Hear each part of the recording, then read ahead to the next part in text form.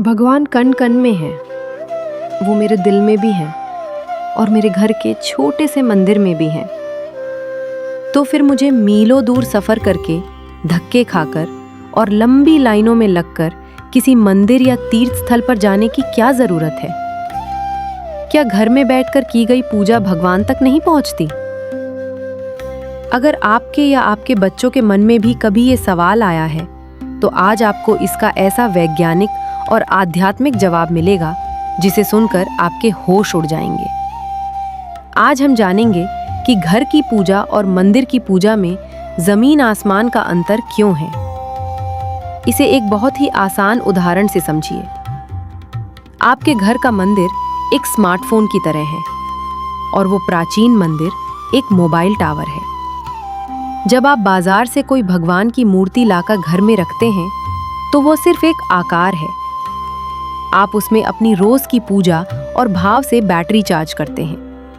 लेकिन जब किसी मंदिर का निर्माण होता है, तो वहां मूर्ति सीधे नहीं रखी जाती, वहां प्राण प्रतिष्ठा होती है। कई दिनों तक सैकड़ों पंडित जब एक साथ लाखों मंत्रों का उच्चारण करते हैं, तो उस पत्थर की मूर्ति के अंदर एक जबरदस्त कॉस्मिक एनर्जी पैदा हो जाती है। घर की पूजा में आप भगवान को ऊर्जा देते हैं, लेकिन मंदिर में वो जागृत मूर्ति आपको ऊर्जा देती है। वहां नेटवर्क हमेशा फुल रहता है। दूसरा सबसे बड़ा अंतर है वातावरण। आपके घर के अंदर बहुत सी चीजें होती हैं। उसी घर में टीवी चलता है, बहस होती है, लोग सोते हैं और सांसारिक बातें होती हैं। इससे घर की ऊर्जा बट जाती है। लेकिन प्राचीन मंदिर कोई साधारण इमारतें नहीं हैं। उन्हें पृथ्वी की मैग्नेटिक लाइंस के ठीक ऊपर बनाया जाता है। आपने देखा होगा कि मंदिर हमेशा गुंबद या पिरामिड के आकार के होते हैं। विज्ञान कहता है कि ये आकार ऊर्जा को बाहर नहीं जाने देता। जब मंदिर में घंटी बजती है और मंत्र पढ़े जाते हैं, तो वो सारी ऊर्जा उस गुंबद से टकराकर सीधे गर्भगृह के बीच में फोकस हो जाती है। ठीक वैसे ही जैसे एक मैग्नीफाइंग ग्लास सूरज की किरणों को इकट्ठा करके आग लगा देता है। जैसे ही आप उस गर्भगृह में कदम रखते हैं, वो करोड़ों वोल्ट की पॉजिटिव एनर्जी सीधे आपके शरीर और दिमाग में घुस जाती है।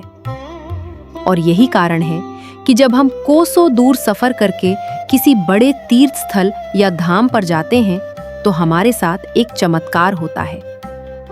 घर में पूजा करते समय हमारा अहंकार जिंदा रहता है कि ये मेरा घर है। लेकिन मंदिर जाने के लिए जब हम अपने घर का आराम छोड़ते हैं, सीढ़ियां चढ़ते हैं, तो हमारा ईगो टूट जाता है।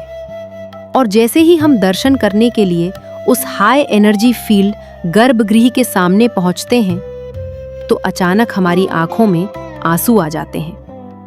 बिना किसी दुख के खूब रोने का मन करता है। भगवान पर प्यार और भक्ति इतनी तेज हो जाती है कि शरीर उस ऊर्जा को संभाल नहीं पाता।